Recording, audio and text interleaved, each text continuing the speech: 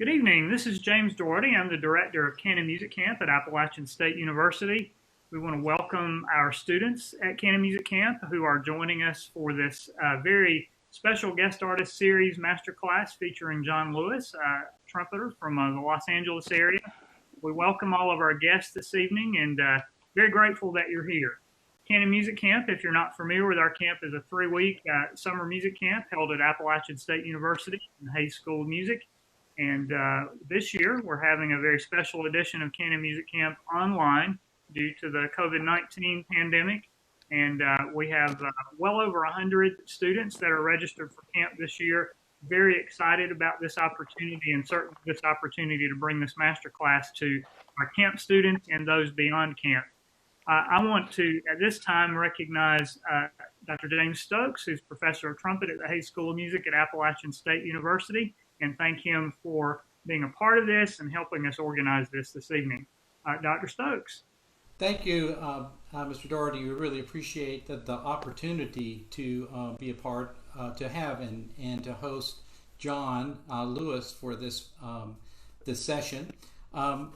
The Hayes School of Music is in the mountains of Boone, North Carolina, or in that particular area. We welcome everybody who's watching, not only the students here for Canon Music Camp, but those watching on Facebook. I'd like to introduce one of our teachers, and a spectacular teacher from Florida. He's a wonderful trumpet player, and he's, if I'm correct, Jon, you've been teaching for almost 3 decades at Canon Music Camp. Is that correct? Yeah, I think so. Yeah, on and off for almost 30 years, if not a little bit longer. Yeah. We're very thankful for you and what you've done to set this thing up, and we appreciate all that you do and are excited about this session. I have to let you know that if you're on Facebook and you have a question, please write in the chat box, and then that'll be relayed to us on Zoom. And then you'll have to expect, if you're listening to Facebook, there's about a 20-second delay. Okay, so and in addition, once again, thanks to James Doherty, to Greg Snodgrass, and to Rob McCormick for helping us out with the session and sponsoring. We greatly appreciate it. Now, Jon, it's all yours. Jon Almeida is Okay. just introduced. All right. Hey, everybody. Good evening. And we're all glad that you're here with us. And I'd also like to extend my gratitude to the Hayes School of Music for making this special event happen. We're hoping that this can be something that we can do in the coming years. So our guest tonight is Jon Lewis, and he's a member of an elite group of world-class musicians in Los Angeles. These are the virtuoso instrumentalists that we hear on TV and movie soundtracks. And during his career, Jon has performed on over 800 movies and over 1,000 TV soundtracks. He's played as principal trumpet on the last 3 Star Wars movies with conductor-composer John Williams. I think it's safe to say that Jon's abilities as a trumpet player are unparalleled in this professional music industry. Jon, welcome to Canon Music Camp Online. Thank you, Jon. Thank you, everybody. I'm really grateful for the opportunity to be able to share what information I can share about the recording industry and Los Angeles in general. And I know there have been a lot of questions passed to Jon, and any time along the way, Jon, if you want to bring those up, we can go in that direction. But I assume that most people don't have much of an idea of what it means to be a recording musician and what the situation is, how we get to do things in Los Angeles. So I'm hoping that I don't necessarily have a strict format, but we do have a couple of videos and a couple of audio clips to play, and I'm going to just talk about my history and how I got to where I am, very gratefully and very fortunately now in Los Angeles. My background was I grew up in the Northern Virginia area, right outside Washington, D.C. in Falls Church, Virginia. I was born in Jon's neck of the woods in Gainesville, Florida, moved around a bit, but for the most part in Falls Church, Virginia, and got interested in playing trumpet. I started playing trumpet in 5th grade in Alexandria, Virginia, in the school programs there, and was really fortunate to have somebody that was a trumpet player that started me, and didn't necessarily take it seriously. I was 4th grade, but went through school, went into middle school, and got interested more and more. But what really made the difference for me was come 9th grade, high school, we had moved to Falls Church, Virginia. And Falls Church High School at the time, and I think still they're doing very well, but it was a really, really competitive and a really high-end high school band, both marching and symphonic bands. And while I was there, they started a jazz band too. And it was a machine. I mean, competition was what it was all about. And so before we even get freshman year, we had to go to band camp. And I came from a little bit different background. I had hair down to here, and consequently, in 1973, I did not make the band, and I was in what they called reserve band, or the nickname was dip band.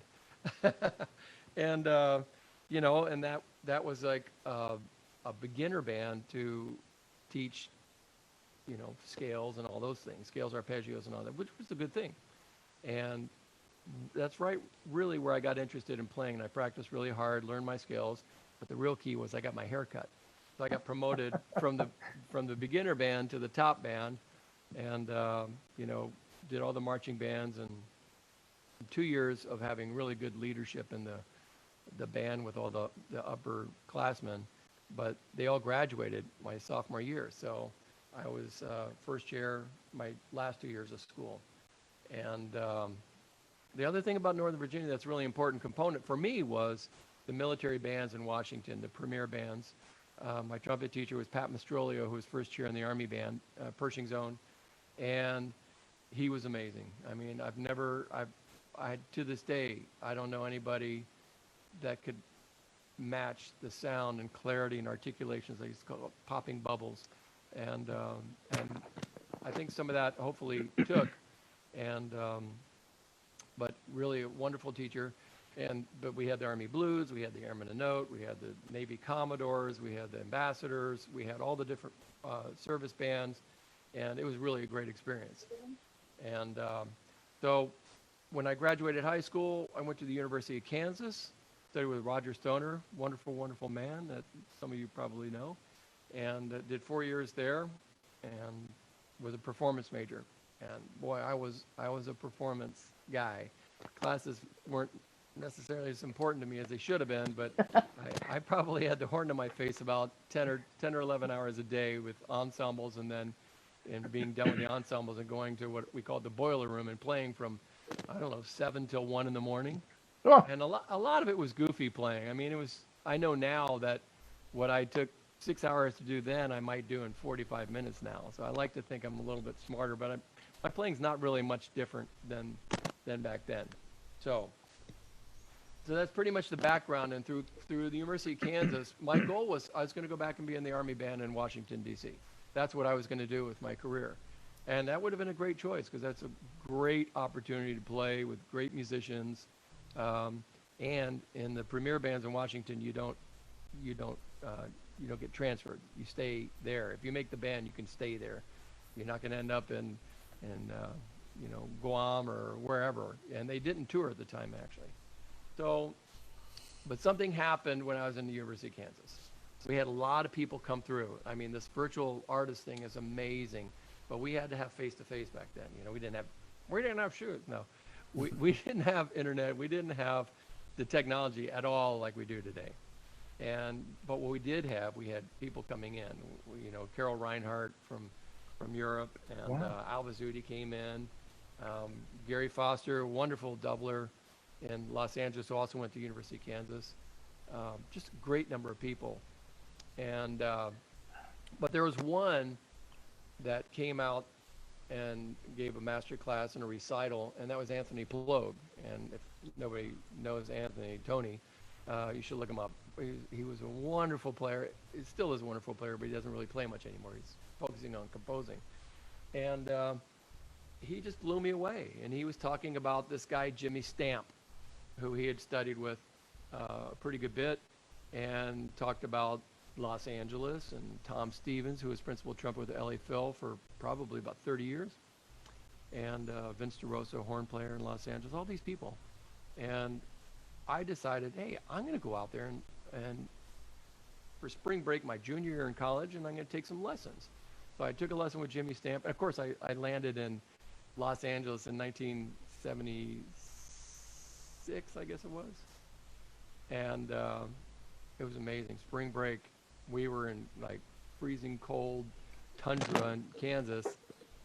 And I loved it. I just got off the plane and just fell in love with it. And took a couple lessons with Jimmy, took a lesson with Tom Stevens, took a lesson with Vince DeRosa, which was pretty amazing to take a lesson with Vince DeRosa too. And decided that's what I was going to do. I was going to go out to Los Angeles because there's just nothing like it. You know, more orchestras, more players, more opportunities, but more than anything else, more talent than anywhere else I think I could be. So I went back. I quit everything. I quit all the ensembles. Got in big trouble with the band director, but I went back out my senior year for spring break, and I had made some connections, took more lessons, and was really convicted to do that. So that's kind of the long and short of it. But I moved to Los Angeles in 1981 after graduating, and for the next 10 years, I had no idea really about the recording industry. The only thing I knew about the recording industry, and you older folks in here might remember the New York Brass Conference. Yeah. And they used to have a New York Brass Conference journal every year. And Nelson Hatt, who was a trumpet player that I met when I went out there, Nelson did a pictorial thing about the West Coast scene. And it had pictures of Malcolm McNabb and Tommy Johnson and Al Vizzuti and Warren Looning and all the LA crowd. I saw these pictures and I thumbed through and like, oh my goodness, just fell in love with it. Showing pictures of the section for Jaws and for Close Encounters and this, that, and the other thing. And so it was it wasn't even really a dream because there's no way. This is the place to be. There were probably 15 area orchestras, and I wanted to play. I got really passionate about it in high school, and that's what I wanted to do. But in order to play, I had to get some kind of a job. And so I throw newspapers as a college graduate for 4 years, 365 days a year at 4:15 in the morning. So I was available for whatever came up. And anyway, so I was very fortunate. I have to say, I can stop here and pause and say, it doesn't matter what you're going to do, whether it's a music field or anything else. Whatever it is you're planning on doing, when you want to introduce yourself to it, it's really important to remember that you only get one first impression. Yeah. So when you decide to introduce yourself to whatever path you're going to do, if you want to be successful, and by success, I equate success as being when preparation meets opportunity. That's my definition of success. If you are prepared for whatever opportunity comes, whether it be playing or anything else, if you're prepared and you are at your absolute best that you could be for that time period, and you get an opportunity to play and you do a good job, that is how I think you pave the way for a career. And that's kind of what I did. I went out to, when I moved to California, I love sight reading. I always loved sight reading. I sight read all the time. French literature, contemporary literature, avant-garde stuff, everything you could think of, except maybe enough jazz improvisation. I was like, I don't have time for that. And I should have, because that's kind of one of my Achilles heel. But I was playing at a pretty good level when I graduated college. I did recitals every semester. I know the requirement was half recital and a full recital, but I did half recitals, like 4 of those. I did 2 full recitals. I did brass quintet recital. I just did every performing opportunity that I could. And so when I got to Los Angeles, I through the papers, I followed the path that I was told to follow, and that is you play the best you can, you meet the players, and if you are a nice person and you play well, you're probably going to work. When I met the players, if the players like you and are impressed by you, then they might use you as a substitute when they get stuck and they think they can trust you and they're taking something better and you're getting their other job. You do a great job for that. They hear you did a great job. They prefer you more.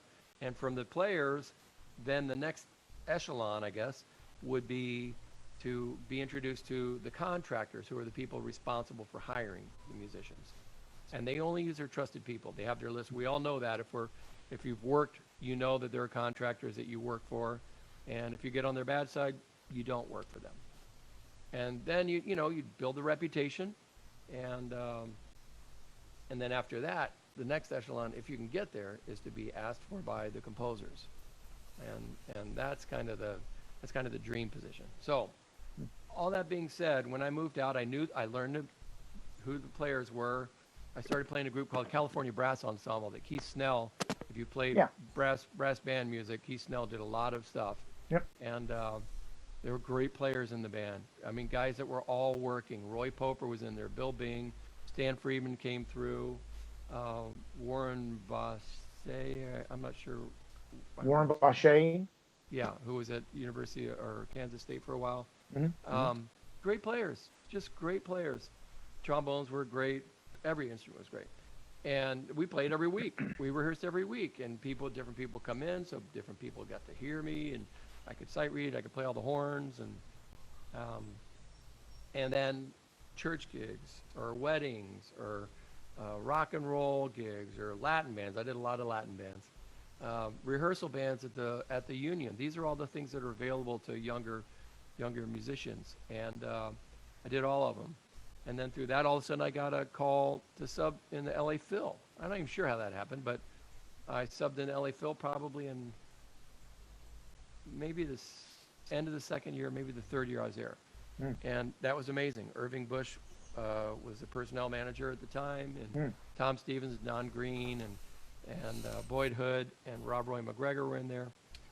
That was a great opportunity. And then somehow the ballets, I would sub in the ballets, American Ballet and the Joffrey Ballet coming into town, and subbed in Pacific Symphony, subbed in Santa Barbara Symphony, subbed in Pasadena Symphony, and all these different things. And took lessons with Jimmy Stamp. Took several lessons with Jimmy, and Roy Poper and Malcolm McNabb were both Jimmy Stamp students, as you all probably know. And, taking from the man was different than buying the book, I must say. And I had worked on, anybody familiar with the Charles Peters Total Range book? Probably younger students not. I would recommend you get that book. Fantastic.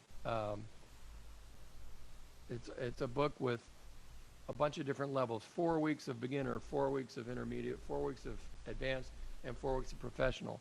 And they're very straight ahead. Here, I can show you. Am I allowed to share a screen here? It's okay with me. I think I can. Yeah. Oops, that's not it. Pardon me. Share the screen.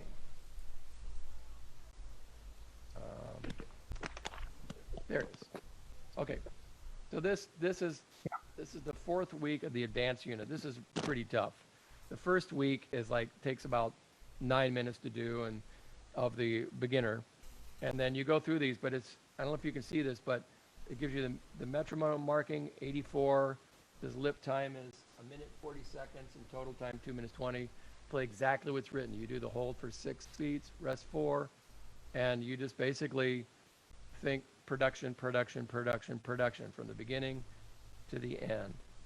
And this book was what I used in college, and I really think that this was a huge part of my foundation of my playing, because all you do from the beginning is think about your breathing, think about a great sound, attacks, accuracy, and time and pitch. And so I recommend that. But from doing this and then meeting Jimmy Stamp, his concepts laid right in place with this. They just clarified a lot of things. So anyway, I recommend this book. I recommend Jimmy Stamp highly. And then I was doing a job and I saw Roy Poper, and Roy said, "So you still seeing Jimmy?" I said, I really can't afford to see him. He said, "You can't afford to not see him." I was like, okay. So I went back, and as long as I could, and Jimmy passed a few, I think he passed in 85 maybe. So I went to see him as much as I could. Okay. Wow. So all that being said, I worked all those jobs and still had no real idea about studio playing. And I had opportunities that, talk about being fortunate in that department. There were recording classes, recording schools, so people were learning how to write film music and TV music and jingles and do all this stuff. And it was the Charles Peters Total Range. You can get it at Q Press, I think, is selling it now. That was for Kim. Anyway, I derailed myself. Oh no, what was I just saying? You're talking about studying with Jimmy Stamp right before he passed away, and then you were getting to do recording things in some of the recording schools, people who were doing jingles and whatnot. Thank you very much. And so those schools were great because they needed musicians to play the things. So, it was really high tech. You had a little Sony Walkman on a podium, and we played this stuff, So they didn't even have digital recording, and they weren't going to pay for open reel recorders and all that stuff. They just had a Walkman. And but got a chance to sight read and learn to play with a click. If you don't know what a click is, when we record, it's a big machine. Let me talk about where we record. We used to have more, but we have Sony Studios, which is where we recorded Star Wars. We have Fox Studios still. We used to have Paramount Studios, where all the studios used to have a sound stage. Paramount's where all the Star Trek stuff happened, and JAG, and all the Paramount shows happened there. But the only ones that are left are Warner Brothers, and at least the big rooms, Warner Brothers, Sony, and Fox. There's only 3 out of maybe 8 when I moved to town. And they're big, huge rooms. Ceilings are probably 40 feet high. Whoa. And maybe, John, you've been to these. You could help me with the size. Maybe 100 feet across and 70 feet deep, something like that. Really big rooms. Could be. When we were out there in Los Angeles in October, we went with you and Rob to a Jumanji recording session. That was at Fox? Yeah, it was at Fox, and there had to have been at least 60 musicians in the room, with room for more if they had needed. It was a gigantic room. Yeah, it's a big room, because when you sit in a concert hall, I'm sitting. I could probably bat the hair of the oboe or the clarinet in front of me, but when we record, you need to have some control over bleeding of sound. So like if I'm playing in my mic and I'm going into the viola's mics right in front of me, we need some separation. So they put the brass farther back, the sections are spread out, and it's, if you have to play without a click track, which is it's like a metronome that's set for the particular cues that we're playing, it's going to be more difficult because there's delay. Like when the horns play, they're always, even with click, without click, they're always way behind. But that's just a factor. But you hear them behind, and it can throw you off. So we have clicks in headphones that we're wearing to let us know how many, 8 clicks in, and then you follow like click, click, click, click, click, click, click, click, click, click, click, whatever, and faster and slower and all that stuff. Hey, John, can I interrupt for a second? Please. We have a question from Facebook. They're asking, Lisa is asking, how has the film recording industry changed for musicians, and where do you see it going? You can answer that now or later, or that's a big question. I'll answer it. I'll definitely, let me just talk a little bit more, because it has changed a great deal. So let's just say that, let's say $10,000 total cost, maybe a minute. Nah, maybe not that much. I've heard this statistic before. It's $100,000 for a session for a full-size orchestra. for like a 6-hour call. That's a lot of money. So, you know, obviously accurate playing is important so you're not having to go back. I don't want to go back because of anything I mess up. But in these rooms, when we come in, obviously the film's been produced, it's been edited, and then if you ever watch the behind-the-scene things, like with John Williams talking about doing the first Star Wars and everything, you know, they do what they call a spotting session. The director and the composer get together, they watch the film without any sound, and they get a sense of, oh, you know, this is what I'm thinking about this theme, and, you know, they get an idea, ba, ba, ba, ba, ba, you know, whatever. And so they spot it, and then they go on their own and they write it. John Williams writes all pencil to paper, no computers. Oh. And then somewhere in the process, they keep checking back and forth, and then when it's ready to go, they send it to another department that does the music prep. They engrave it on it used to be by hand, now it's computers. That's one of the changes. And then the recording crew has to create the whole map of how everything works. They get the tempos, they get the tempo changes, they have to break it down if you need an eighth note click for something really slow, they have to be able to accommodate that, and they get everything ready. And then when it's our turn, we get to the studio. Generally we have, for movies, you have what they call a 10 o'clock double, and it's 2 3-hour sessions, 10 to 1 and then 2 to 5. And so for me, I live about 32 miles from Sony or Fox Studios, and to get to a 10 o'clock session, I leave at 7:15. And my motto really is, truly, I'd rather be an hour early than a minute late. Yeah. Because if you're on time, you're late. If Yep. if you're, you know, if you're late, you're not coming back, you know. And so, John, go ahead. No, I was going to, you probably were going to address this, but one of the things that I think is important that students know, especially the ones that are interested in going into performance as a living, I wanted to ask your thoughts on the importance of the students becoming members of the American Federation of Musicians at some point in time in their career. If they're going to work in the Los Angeles area, let's say they're going to do what you do, is it a necessity to be It is. an AFM? Yeah, that's a really it's a great question. I think it's a necessity. There is a lot of non-union work everywhere in the world, and you know, the reality is, if I'm working, that means somebody else isn't. That's just a fact. When all of us work, that means other people are sitting at home.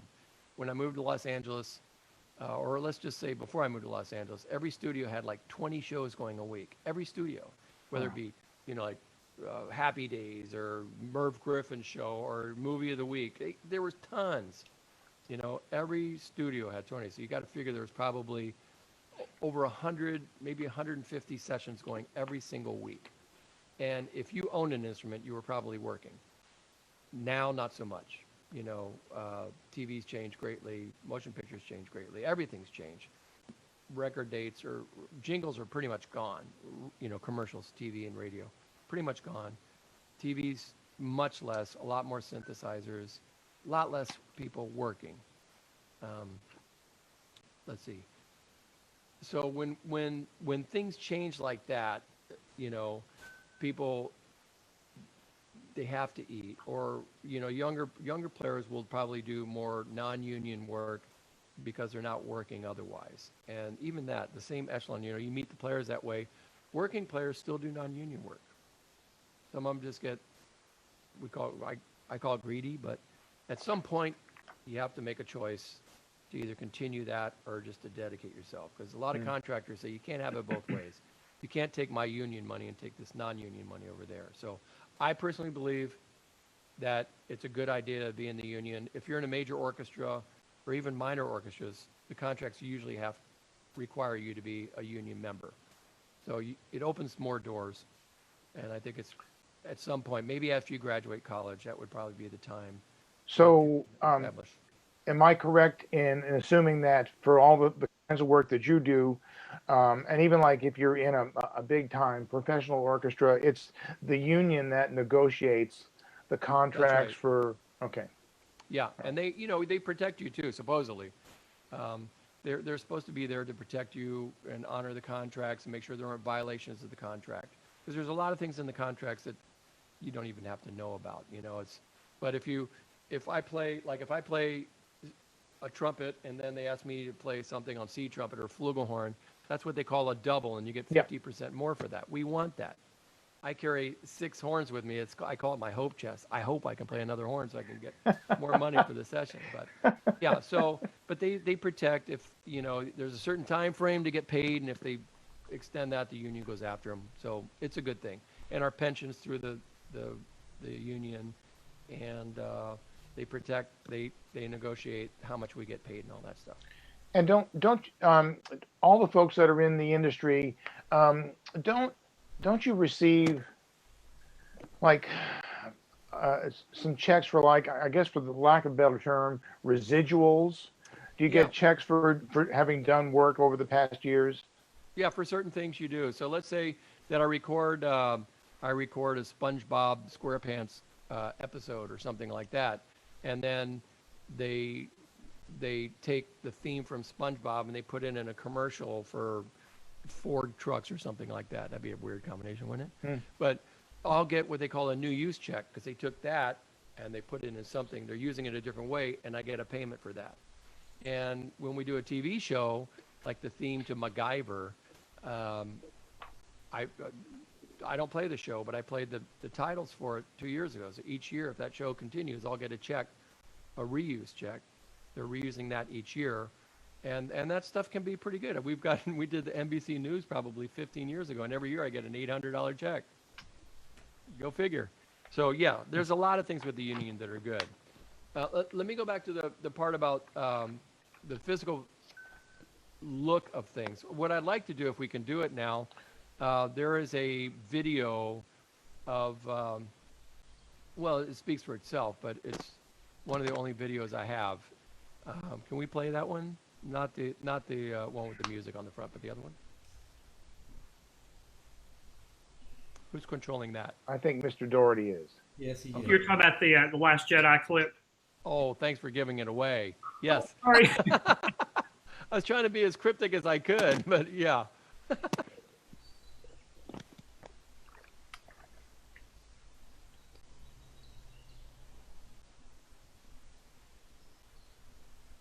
We need some incidental music. See, we can record some incidental music. To Pick go up the between trumpet, everything. John. You can blow some notes. Yeah. Uh-oh.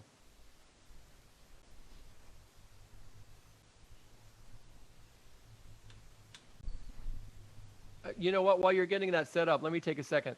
When we were doing the Star Trek or Star Wars sessions, you never know what we're going to play. We really don't know what we're going to play, how many times we're going to play it. And that's one of the things about studio recording that's so challenging. You have to be ready for whatever. I mean, they might have a mariachi solo. Oh, here we go. Okay. This was recorded from the booth. Uh-oh. He does sound.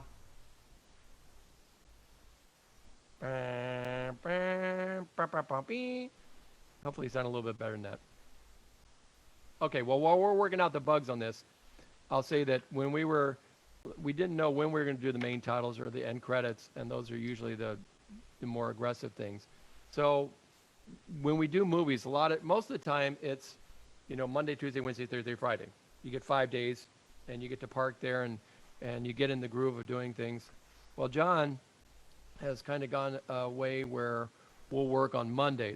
By the way, this is Sony Studios. This is the size of the room that we play at. And there I am right to John's right, that guy way in the back. But since we don't know what we're going to do, you have to kind of be ready for anything.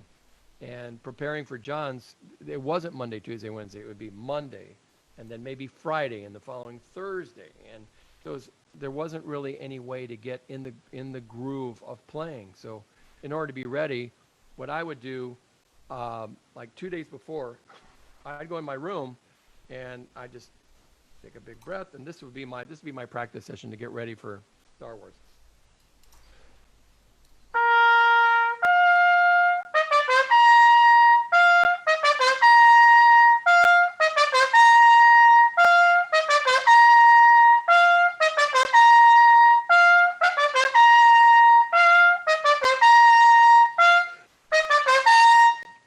You get the hint, you know. So just to condition myself, because we probably did, when we did it, we did the main titles probably 17 times. Well, I mean, all takes, all cues were about that many times. So you never know which one they're going to use.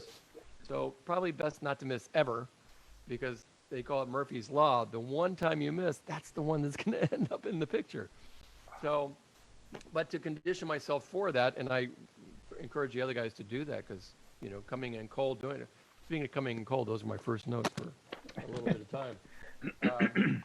So are we going to be able to have the sound integrated with that? Yes, sir. I'm sorry. I missed my directions there. Okay. You want to try that again? Yes, please. Okay. Give me one moment.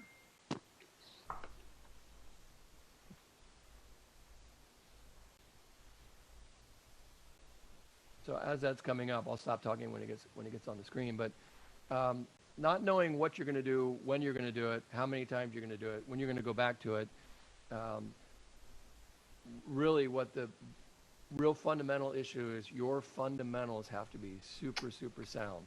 You know, you have to be able to pick up and go, delicate, loud, high, whatever it is. And it's another Murphy's Law. When you're bashing and bashing and bashing and bashing and bashing, your next cue is going to be a very delicate, soft trumpet solo. And you have to be able to do that. You know, these are all the things that we don't necessarily think when you're, you think we're coming close. yeah. When you're practicing, you can decide what you're going to do. Anytime you want to go, this would be great.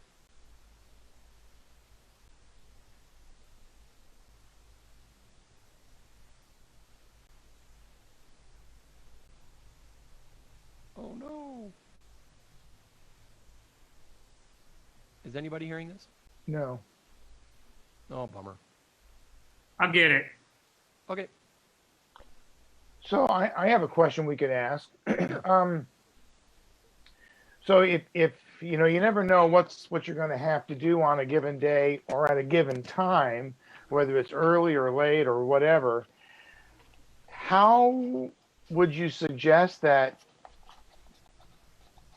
we prepare ourselves? Well, that's a great question. I mean, all your questions are great. I think, you know, one of my main phrases is before the horn. And that's what I'm all about. I'm all about what happens before you get to the horn. The breath, you know, if you've seen any of my other stuff, the 1, 2, 3. 1, 2, 3 are the most important factors in my playing. 1 is an audible breath. So you always take, you have a uniform breath for whatever you're doing. And then 2 would be, you set a high level of engagement. Like I like to say G at the top of the staff, that your level is like, you know that is going to be the note that plays. And you build your own trust that that's going to be accurate. And then the third thing is that whenever you play, you're moving the air through the horn, not just blowing into it. And those three factors really contribute to, for me anyway, the most consistency that I can have. It doesn't matter if I'm playing a high F or a pedal D, it really is the same setup. So if I set for a G at the top of the staff, if you're ready to go, James, just tell me and I'll be quiet when we're ready to roll. But so if I set for a G, everything up to the note, I'm pretty sure it would come out if I played a G at the top of the staff. But if I have that set, and that is my set, what happens if I have to come in on a low G? Do I set for a low G? I don't. I set for that G, and then I play a 2-octave interval. So it's the same set, and I do like I'm playing an interval. Like I was going something like that, but I don't play the first note. And if I'm playing low, same thing. It's all the same set, and it's the same breath when I'm starting out doing it. And so everything that I do Armando Catala used to have a saying. He'd say, and somebody asked a question about tonguing. He'd say, "That's nothing that 1,000 hours of practice wouldn't help." And so that's the key, guys. It's just repetition. Malcolm Gladwell wrote the book Outliers, and in the book he talked about to master any craft that you're doing takes 10,000 hours of diligent practice. I'm not talking about playing the horn. I'm talking about diligent practice. You know, me coming in going, if I'm working on our articulations,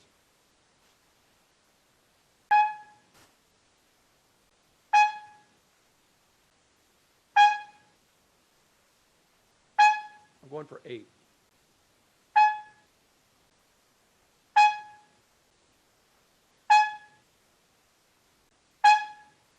So let's say on the 7th one, then back to 1. And I do it till I get 8, what I would consider the best articulations I can. So that's the kind of mentality that I have. And I don't think I had that when I was 13, but at some point when I realized that it really does have to be right. If I start,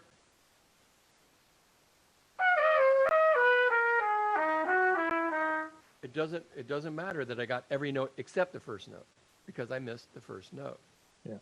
So I have to earn my own trust by doing something where I can know that without a shadow of a doubt,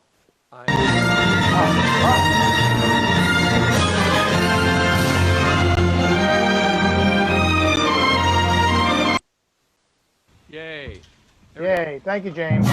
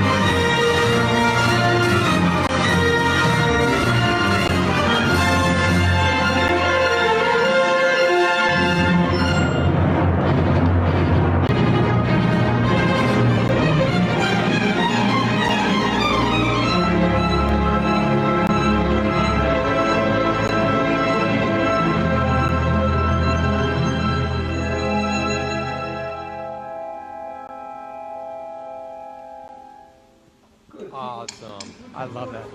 Never get sick of hearing that, let me say. So that is Sony Studios. Anybody see the shirts? Anybody recognize any hanging shirts back there? No? Look up that clip, and at one point up the top left corner there's a bunch of shirts hanging up. And the story behind that, those are all John Lasseter's shirts from the Pixar films. Oh. He'd come in with a shirt for Toy Story and for Monsters, Inc. and all that stuff, and they'd give it to the studio and they'd hang it up there. I'm sad to say they're all gone. Oh. John has been erased from existence, you know. But so that's the Sony studio, and one of the most beautiful places to play, because there's not a bad place in there. If I'm sitting where I was way back there and somebody's snoring in the corner in the right front of the building or room, you'll hear them. Anything you can hear will get on the tape. It's that good of a studio. So that's like, I think that was probably, well, the trumpet section was myself. Barry Perkins was on second on that particular on all the sessions. And then Dan Rosenboom was playing third on that one. And your buddy, Rob Scherer, was playing that day on the fourth trumpet part. So I know that name. yeah, I know you do. And Dave Washburn was actually the regular fourth trumpet player. And for John Williams, fourth trumpet gets all the cool solos. You know, like the horn, tooties, and stuff like that. If you've ever played John Williams suites, you'll see that something like that will be more likely, unless it's a full section. If it's a solo, it'll be with for fourth trumpet. So when we did Indiana Jones, the Crystal Skulls, Marissa Benedict was playing fourth trumpet and had all these great tooty solos with the horns, and Steven Spielberg was like right there at the side of her face. We're like, no pressure. You know, she's playing these things over and over, and Steven was the camera just right on her. It's pretty. And when I started playing with John Williams, my first 6 notes were 6 notes from the movie Hook. It was my first introduction to playing John Williams, and they were solo. And then Far and Away, I played fourth trumpet and had all the solos in that too. You know, so it's kind of cool to have that opportunity to do that. So I'm going to jump ahead since we have the sound working here. The other clip I have, John, I think you've seen this one, but just to give you an idea of what's required in terms of sight reading. How many people have seen all the Matrix movies? Okay, good. Pretty good bunch. If you haven't, they're worth seeing. Don Davis did the music for the Matrix movies. And there's a famous fight scene where Neo's fighting Mr. Smith, you know, and all the 100 Mr. Smiths come out, and it's this crazy, crazy thing. Well, we had 5 trumpets on Matrix. And on that fight scene, what I did was I took the music, the sheet music, and I have the track playing behind it. And so what I want you to do, if you look, without playing it yet, if you look, it's like, da-ga-da, da-ga-da, da-ga-da, da-ga-da, da-ga-da. And so it's all over the place. Sometimes you have to come in, da-da-ga-da-ga-da-ga, or da-ga-da-ga, or da-da-ga-da-ga. And it's really fast. And here's the catch. We all had pretty much the same part, but the parts were offset by an 8th note. So if you're going, you would hear, if you had one note, it'd be ba ba ba ba ba ba ba, or da ga da ga. It's like some kind of reverb thing, and it became pretty apparent, like instantly, that instead of looking at the world through a lens this big, it had to be like this pinhole focus. So if we can play this one, here's the challenge. I want you to watch this, and I was playing second trumpet. This is the first trumpet part that Malcolm McNabb was playing, but I want you to try and follow along, and you'll either go comatose or you'll get lost. But one of the characteristics of the Matrix themes were these chords that, so these are, you'll find those periodically. You can get back on the boat here. So let's play this one. You get an idea of, this was sight read.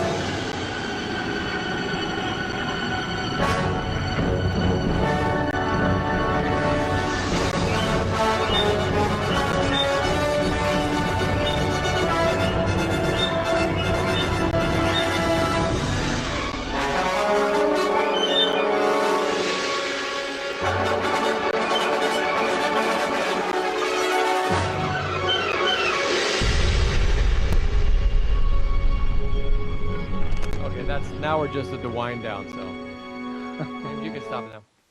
Okay, so now let me add a couple of things. Malcolm was playing an E flat trumpet, so he's reading that down a fourth. Yep. I was playing C trumpet, so I was reading it down a step, and as were all of us other than Malcolm were playing C trumpet, so reading all that down a step. Was anybody able to kind of follow that? So going back to the thing about how things have changed, back in that time period, that was probably 95, maybe somewhere around 95. There was no digital recording; it was all tape recording.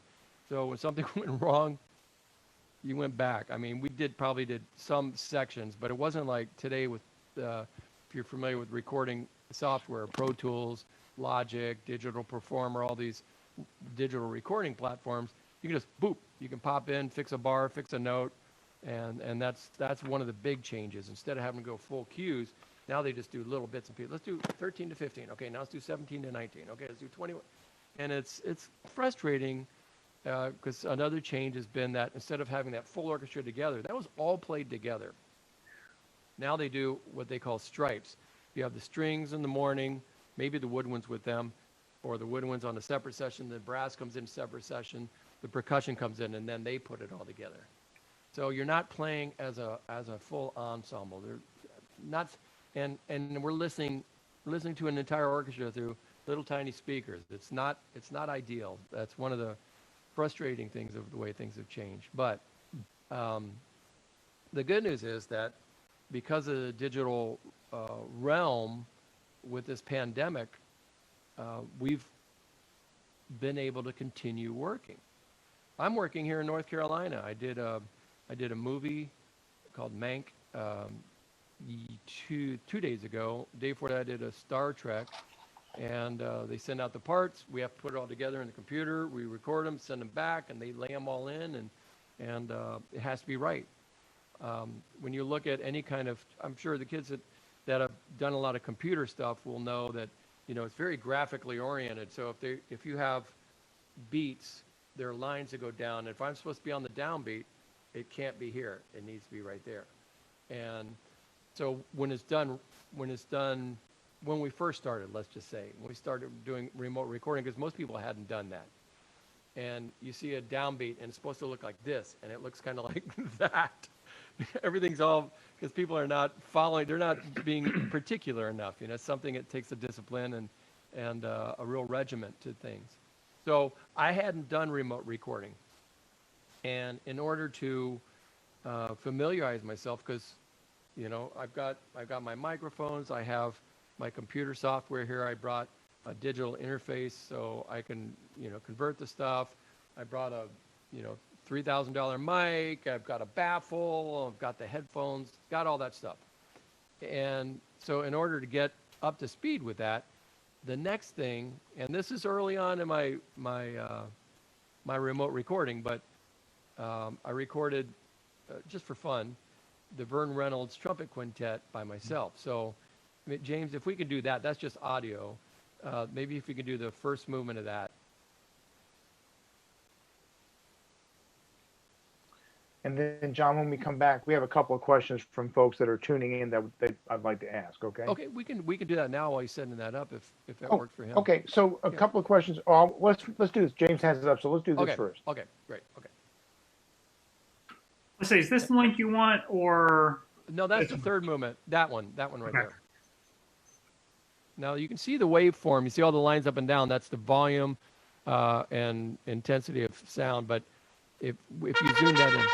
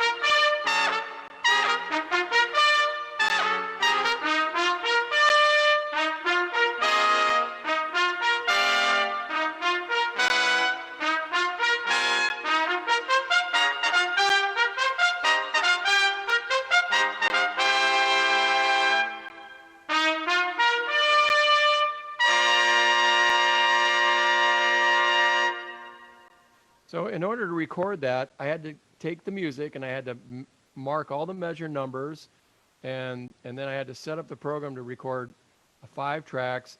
I had to program in all the key signatures, you know, the 4/4, 3/8, 2/4, 4/4, all that stuff, and then figure out the tempo, and then had to decide what order to record them in. And I started with recording 5, 4, 3, 2, 1, and I actually added another track that was just a drone, so I could kind of get a pitch reference, because you know, especially if you're not playing in groups, a lot of times our pitch can go kind of crazy.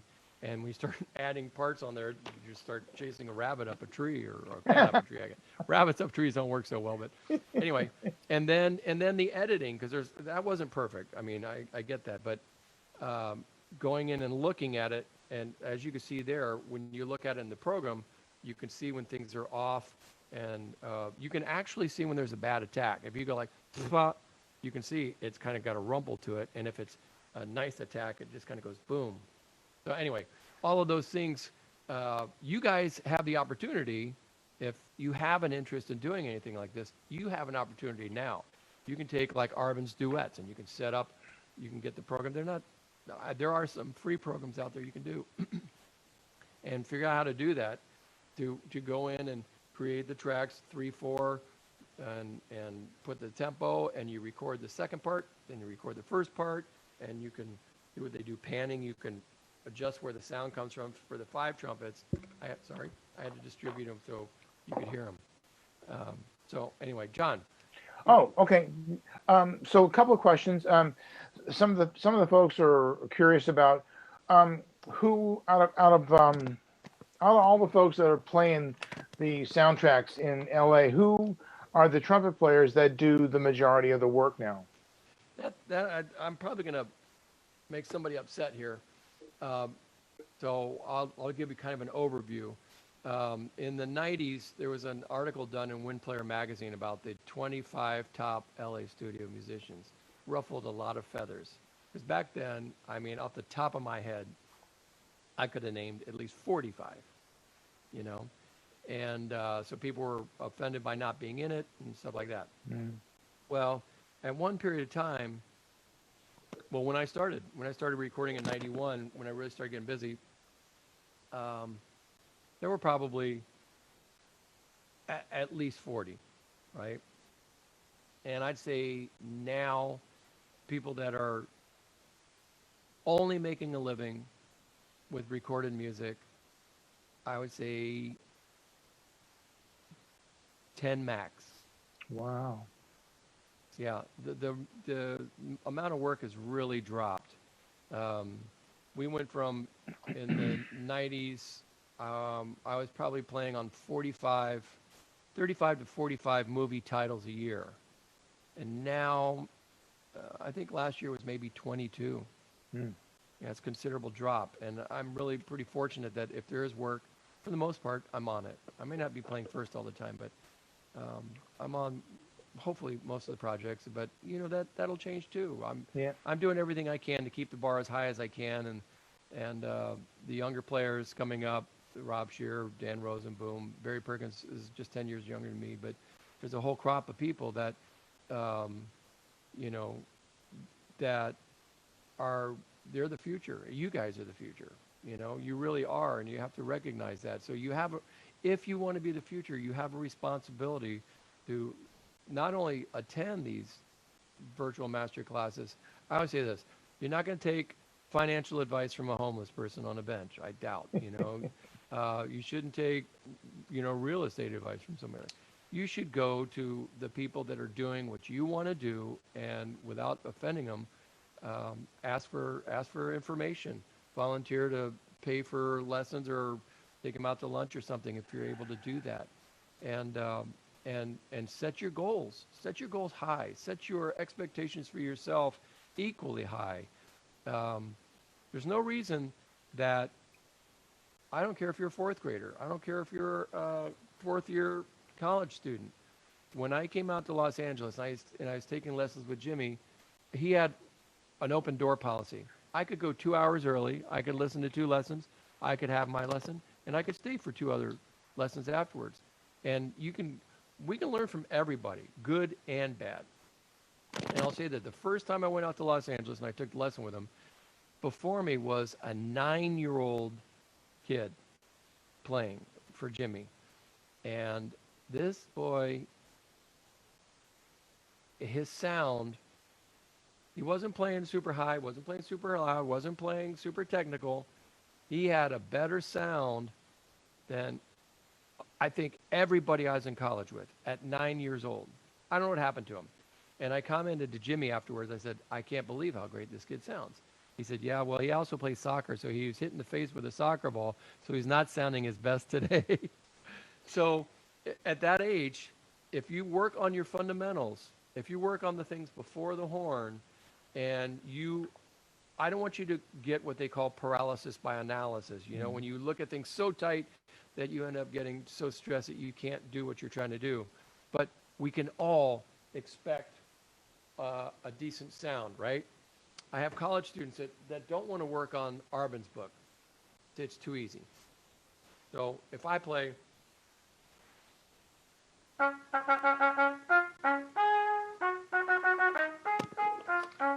you know, we all know that one. They'll say, well, it's so easy. I said, good. Then play it perfectly. Play it perfectly. If it's that easy, you should be able to play it perfectly. And they're like, you know, it's not perfect. And so it's worth taking the time to pinpoint your attacks, to get your breathing really efficient, you know, get up a system, whether it be this system or anybody else's system, but do what you're told and really expect good things of yourself. So many of you probably aren't familiar with the Charlier book, might be too young for that, and I don't think you should jump in too early. But when I hear players, my responsibility as a recording musician is to be as pedantic. I have to be accurate. I play exactly what's written. Short note, mark short, I play it short. If it's a whole note, I cut off on beat 1. You play exactly what they wrote, right or wrong.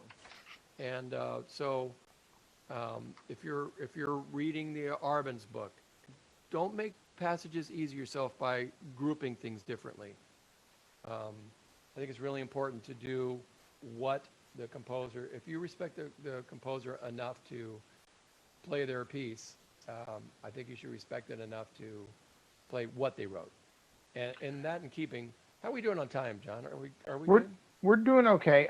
Okay. Since you're talking about conductors, Elizabeth has sent in a question, and she was asking, you know, who are some of your favorite renowned conductors, and do you have any interesting observations when working with them? Well, I think most, at least in the recording industry, most composers do not conduct their own music. John Williams does. Several do. And John Williams brings music to such a high level, and the expectations of ourselves and from them are really high. So with John, you don't watch a screen, because usually when we're recording, you can see the screen, like on what you saw. You can see the screen up front. We don't see the screen for John Williams pictures. We don't get a measure counter up on the wall that if you're not paying attention, you can tell where you are. You have to pay attention. It's old school.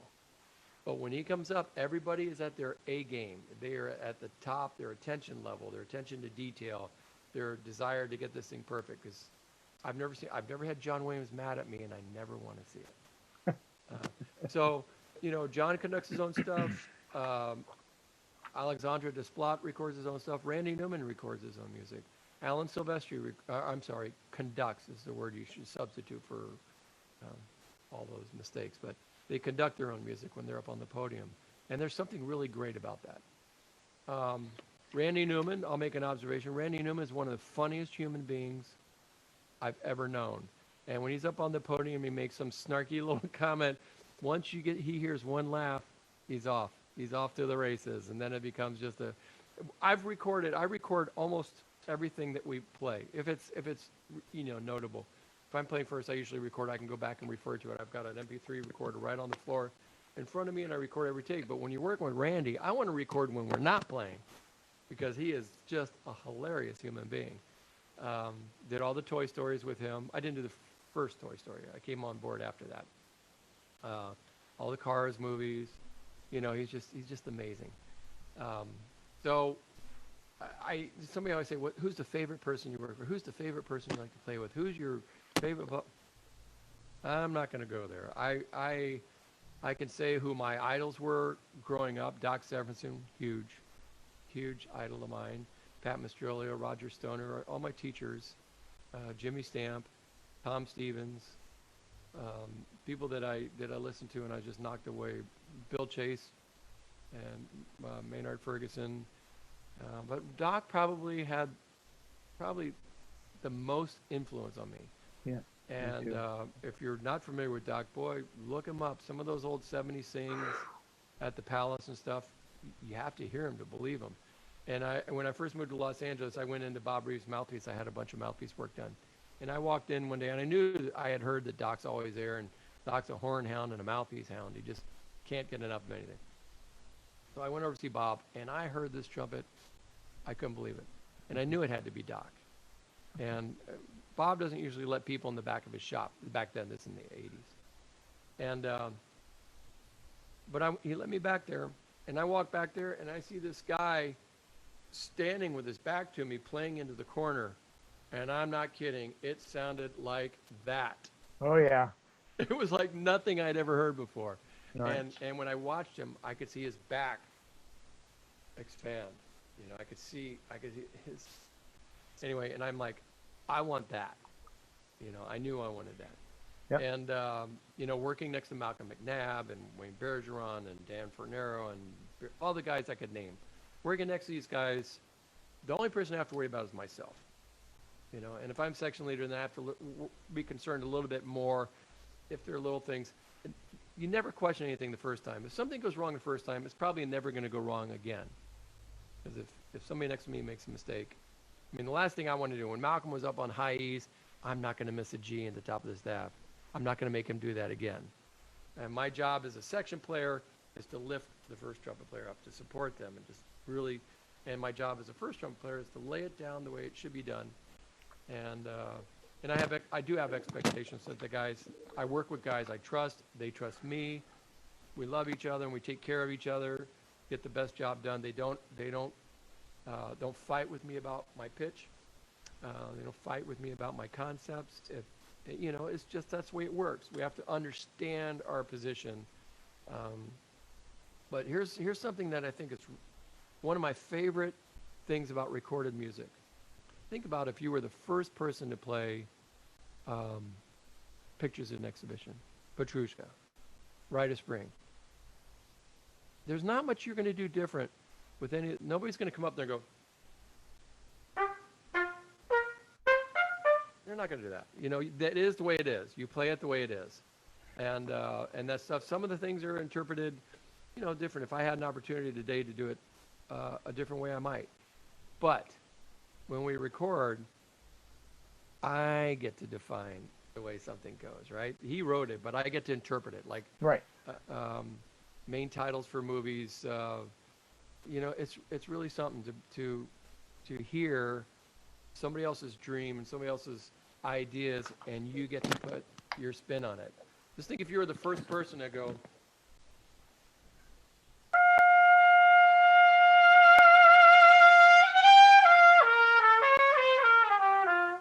I mean, if you were the first person to get to play that, you get to set the benchmark. Right. And, you know, and I go by Yuan's recordings because I have heard recordings that are like, wah, dee, da, da, da, da, da, Yeah. da, da.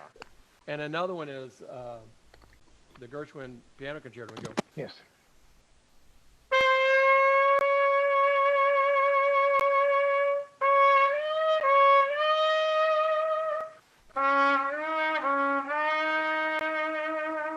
I mean, I go for the fence. I go for the grease on that. And which leads me to another factor of recording music. You have to be able to be out of your comfort zone. One of the most enjoyable things for me is when I get to go like,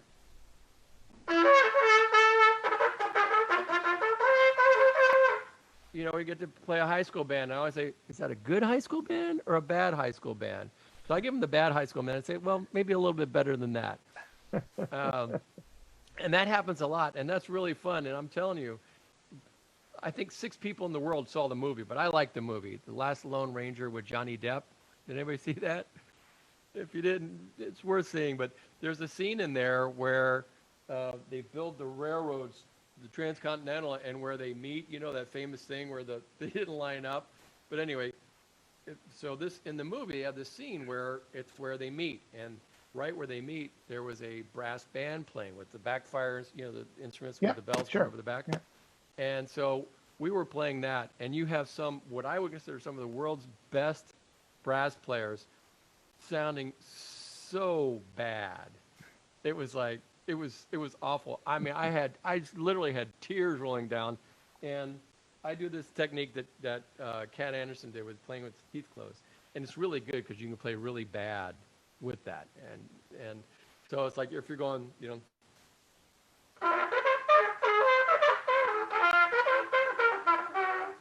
and take after take doing this awful thing. My stomach was hurting. I was laughing so hard I was crying. I've got it all somewhere in my archives of stuff to do. But then again, the next thing you have to do, you have to be perfect, you know. So when we were talking the other day, we were talking about the recording for Dunkirk, and I think you said that was Alan Silvestri that did that. Am I right? That was Hans Zimmer. Hans Zimmer. Okay. And you said that essentially the entire soundtrack was recorded in Los Angeles, except in L.A. there was you. And I think you said a string quartet, if I'm not... That's right. You said Los Angeles. It was recorded in London. I mean, recorded in London, and then the portion that you guys played was in Los Angeles. And you said that was a really difficult thing today. Do you want to talk about that? Sure. What happened, if you didn't see the movie, it's an amazing movie, I thought. And they had this section, and I was all by myself. When you work with Hans, if there are 4 parts, you do 12 passes. So you do 3 parts of everything, and you have to do everything at least 3 times, and if there's fixes, you have to do more. So there's this one scene, and the concept he had I thought was really neat. If you've seen the movie, there's like a clock ticking that pretty much goes through the whole movie, and it sets this tension level. But he had this one thing where I had to play, I don't know exactly what it was. Let's just say it was 8 seconds of one tempo, and then it increased a tiny bit, 8 seconds of that, and 8 seconds, and it kept getting faster and faster. And they wanted to do each section separate, so they didn't have to rely on me catching up and all that stuff. I'd just start, and they'd lay it all together. So one pass was ba ba ba ba ba ba, and then ba ba ba ba ba ba ba ba ba ba. Another pass on top of that, and then da da da da da da da da da da da da da da, and then. No, I guess the fastest it was 16ths. Right. There might be one step in there, and I had to do each one 3 times, so 12 passes.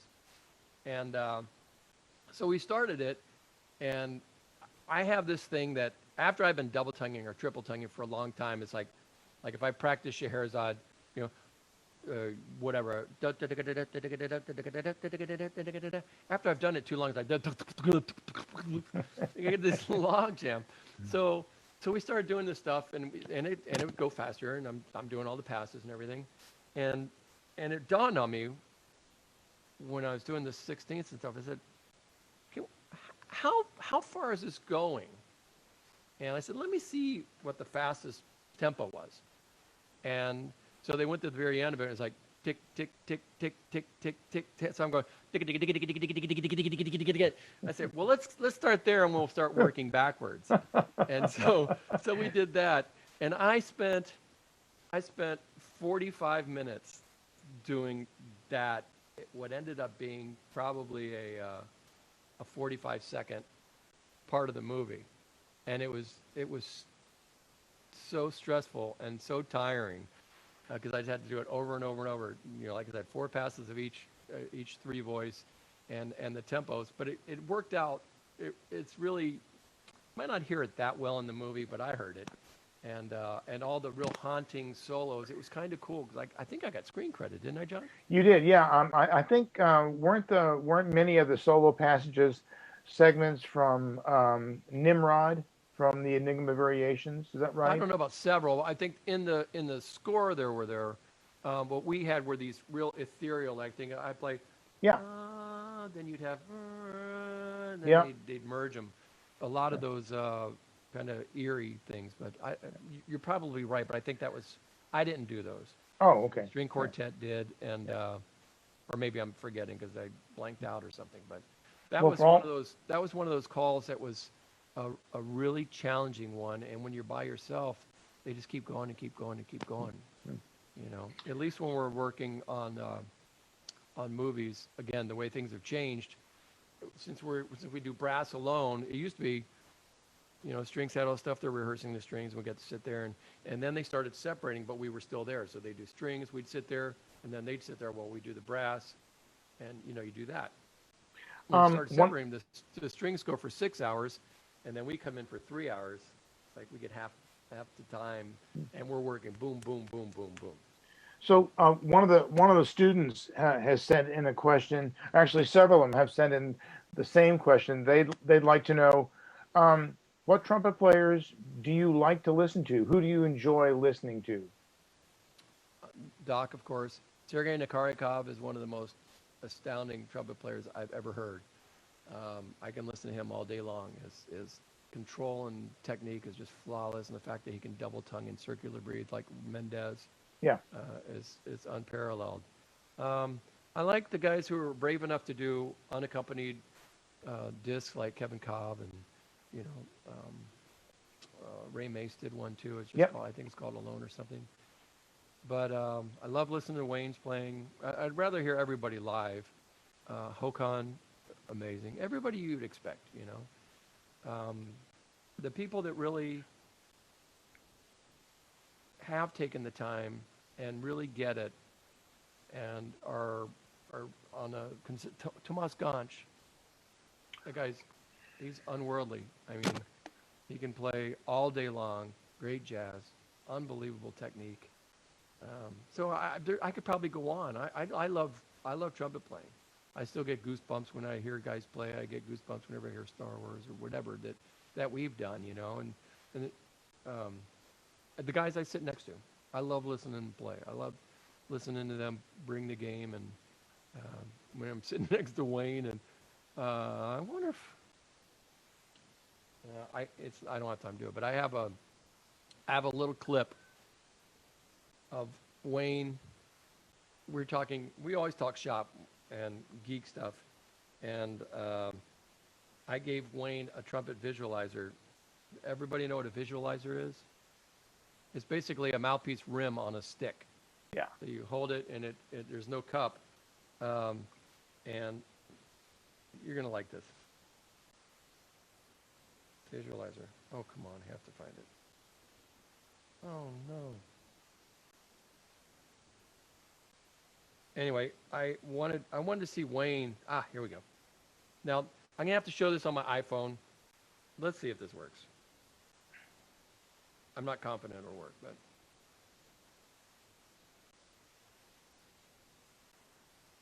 come on. I should have sent this. I didn't even think of it.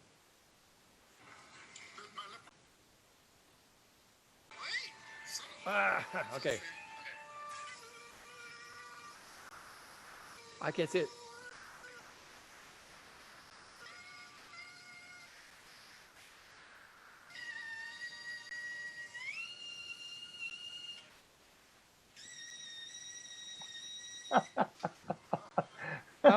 How could you? And then he's like, I'm definitely touching my lip, blah, blah. How could you not want to sit next to that guy, you know? And yet he does the same thing when I've got this, you know, the stone cold solo that I have to do 8 times. He's over like, how do you do that, you know?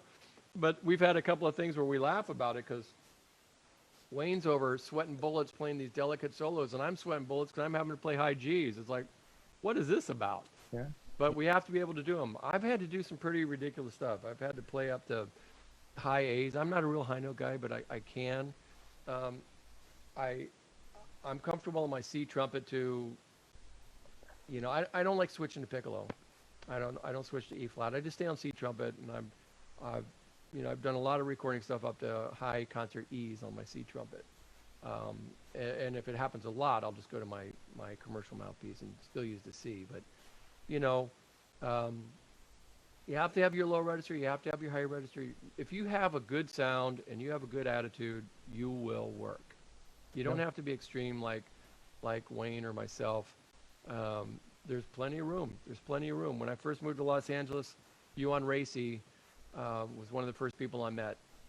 And not maybe one of the first, but I met him early on. And when I met him, Nelson Hatt actually introduced me to him. And he's like, great, there's always room for another trumpet player.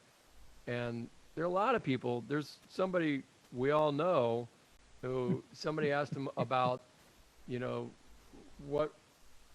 what it takes to be a professional trumpet player. And his answer was, you have a better chance of becoming a space shuttle astronaut than you do a professional trumpet player. I said, way to encourage him there, dude. I don't believe it. I think there's almost everybody I meet or I teach a lesson with, I ask them what they'd like to achieve in our lesson. I ask them what they like to do, and they, without a doubt, they say, I want to do what you do. And I'm finally adopting, well, get in line, because everybody wants to do what I do, But back in the day, way before me, in the kind of the heyday of the studio recording world, people came from all over the world.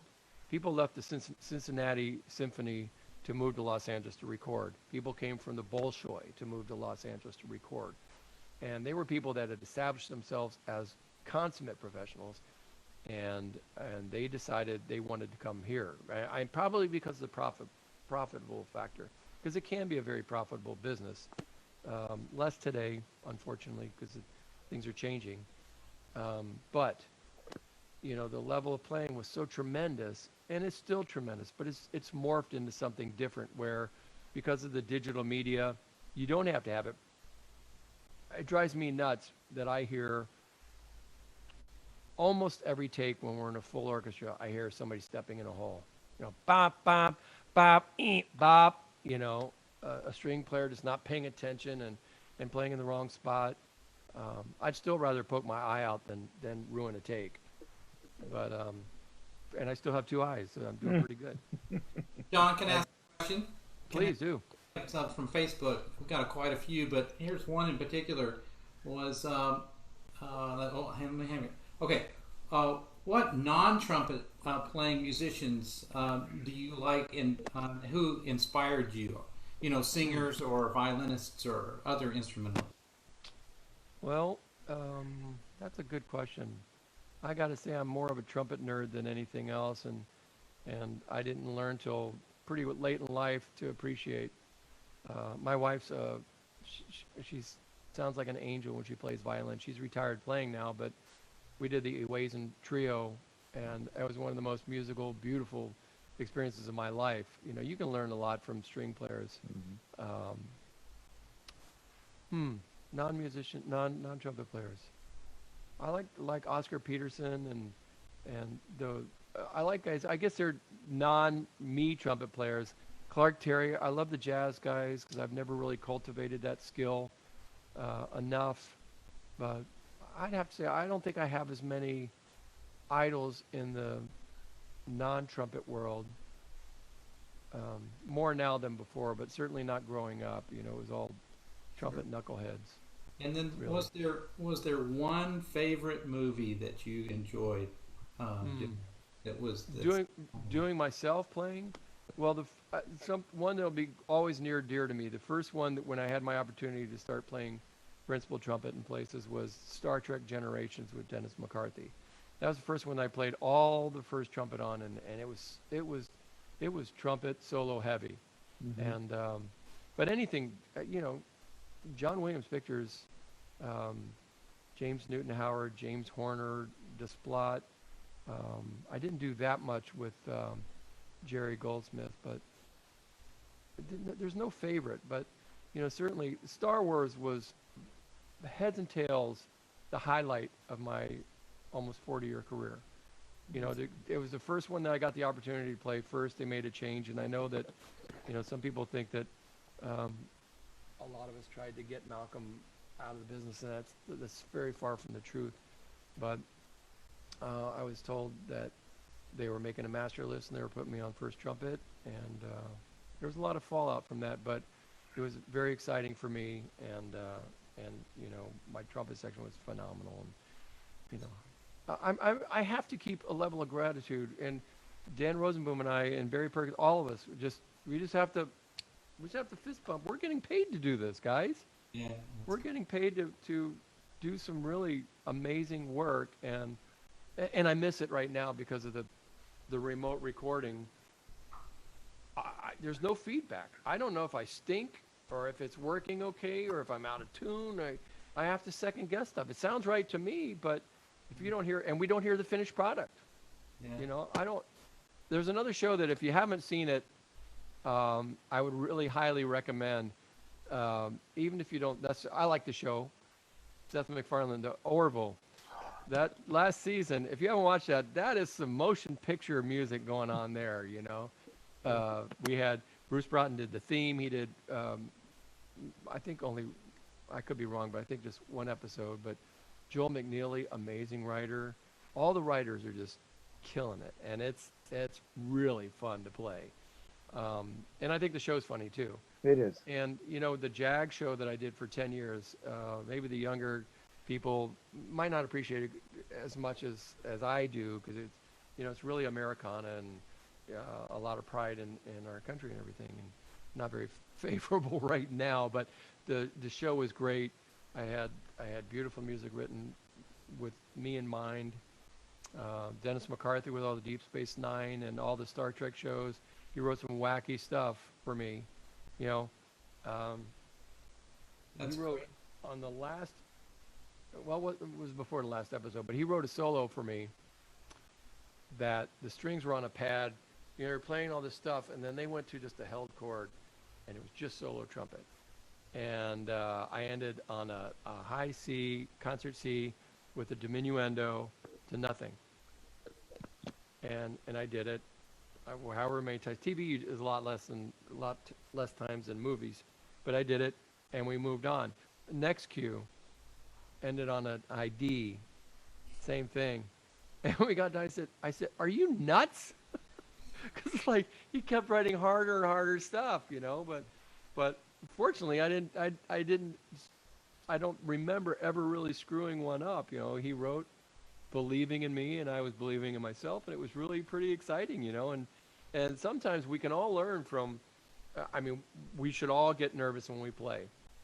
We should all understand that when we're playing under pressure, under stress, we experience what I call diminished capacity. No matter what your range is, no matter what your endurance is, no matter what your note phrase length is, your dynamics, your tone, you have to knock it down to about 80%, because you're not going to perform at 100%. So what my goal is that when I'm working, if this is what I need to play, range, endurance, technique, volume, you know, all that stuff, and long-term endurance, like being able to make it through a 7-hour day, first in every take, then you need to keep pushing your boundaries so that you're out here and your 80% is very manageable, you know. And I think that's really important. If a person can hit a high F, that's not your range. Your range is what you can hit on your worst day, at the end of your day, and that you can hit first thing and last thing. Yes. Just because I can play, you know, I can play an A or a B flat, I'm not going to play them if somebody writes them for me. You know, I'll play in the F range or something like that. And Wayne, you know, I hear Wayne, when we're working there, I hear him play G's and A's over double C's. You know, that's ridiculous.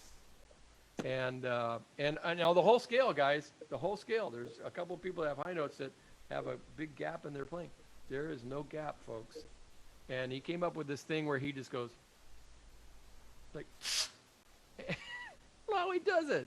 He's not doing anything but playing double C's, you know. It seems effortless, but he's taking this, it's a science, you know. And so I get to sit next to these guys, and we get to enjoy this together. So hopefully, you know, I'll be in this long enough that some of you guys will be out there and asking questions and coming in for the jobs. And I completely encourage it. I do see a future in the business, but it is definitely changing. And the more you can know how to do, if you can arrange, if you can orchestrate, if you can conduct. John's student Rob Shear is an amazing talent. I mean, he can orchestrate. He's got great ears. I hear guys hear a chord. It's like, well, that flat nine's wrong. What's a flat nine? I mean, I have pretty good theory and I have a good ear, but forget about it. Finding chords and being able to determine that the second oboe has an E flat instead of an E natural. Rob can do that. He can orchestrate. He can conduct. He's a great leader, conducts well, plays great legit, great lead, great jazz guy you want to have around. You want to be the person they want around. And some people can, if you've got a great low register and you're working with somebody who doesn't have a great low register, they want you around. Hey, play that part in 47 for me, Rick Baptist, anybody? Hey, anyway. We're at 90 minutes now. Did you know that? Yeah. I'm seeing that, yes. So how are we doing? Do we need to wrap it up? Maybe a couple more questions? I think I've got one. Do you work with female trumpet players? Do you see them quite often in the studios? Marissa Benedict really was, she moved to Minnesota now, and she's at the University of Minnesota now, and got a great opportunity there. Jennifer Murata, Tom Hooton's wife, not necessarily in the I haven't seen the recording realm. Boy, if I forget somebody and they're watching, I'm going to get some hate mail. I know you can always get in trouble that way. There are a lot of horns, a lot of French horns, some trombones. Not so much in the trumpet department. We're not keeping them out. I work with great women players. Just for whatever reason, Marissa was the one who really paved the way, and I fully expect that we're going to see more. They're not excluded, and we just have to make sure that we're all in the same playing field, ethnicity, gender, everything else. That the most important thing is that you really play your instrument, and at least in the recording field, you have to be able to sight read. You have to be able to sight read like a wizard. You really do. And if you're working with me, you're probably playing C trumpet, so you have to transpose down a step on everything you play. But not so much. But I think there will be, and it's heading in that direction more. Well, John Almeida, I think we better bring it to an end for. Yeah. Either that, or you go out for dinner and come back and do another 90 minutes. I hear my grandkids coming unglued downstairs. Hey, John, this has been really fantastic, as I knew it would be, and it's just an honor for us to have you. It's an honor for me, guys. It's an honor for me. It's been great for us to have you with us, and all of the information that you've given us has been just absolutely phenomenal. Well, thank you. I don't think we can thank you enough for doing this. So thank you so much, John. Well, let me just say that if we're not Facebook friends, please add me. I always screen, if you don't have something to do with trumpet, I probably won't. I won't accept the friendship. I don't want any political stuff. I just stay away from all that. But we want to talk trumpet stuff, and my email address is Jon Lewis without an H, CAJONLEWIS@yahoo.com. I may not get back to you right away, especially if I'm busy, but I will get back to you, and I'm happy to answer questions, or you want to chat about something, that's fine too. My job as a teacher is to teach people to teach themselves. Mm-hmm. My job as a professional is to pave the way for other people to do what I've done, and hopefully do it better. So really, if we all have that focus, that's the way we have to be. Yeah. But a couple of things. If you're a minute late, you will never work with me. I'd rather be an hour early than a minute late. And a couple of adages: Be careful the toes you step on today because they may be connected to the ass you have to kiss tomorrow. And sorry, you can edit that one out. And no matter how you climb the ladder, there's always room at the top, but after that, there's only one direction. So we're really responsible to always be at our top level. And I say that I'm on vacation and I'm playing once every 5 days. So, but I'm doing what I can. And you know, if you establish your foundations, folks, you just have to believe me on this. Your foundation is everything happens before the horn is more important than anything you can do on the other end of the horn. It's going to allow you to have a long, successful, and consistent career. And you know, we have no control over things like shaky sound or age or disease. You know, but what we can pay attention to is the detail and clarity and the level that we set our playing at. Yeah. That's what we can be responsible for. And you do everybody a favor, the better you play. Yeah. Great. John, thank you very much. You're welcome. Have a safe trip back to Los Angeles. I'm here for few more weeks. I can't. Oh, can't wait. great. Yeah. Okay. Yeah. Well, thank you again, everybody, Right. for organizing this. Thank you, James, for getting that audio stuff working. And please, let's be in touch, everybody. Okay. All right. Good night. Good night, John. See you later. Bye. Bye.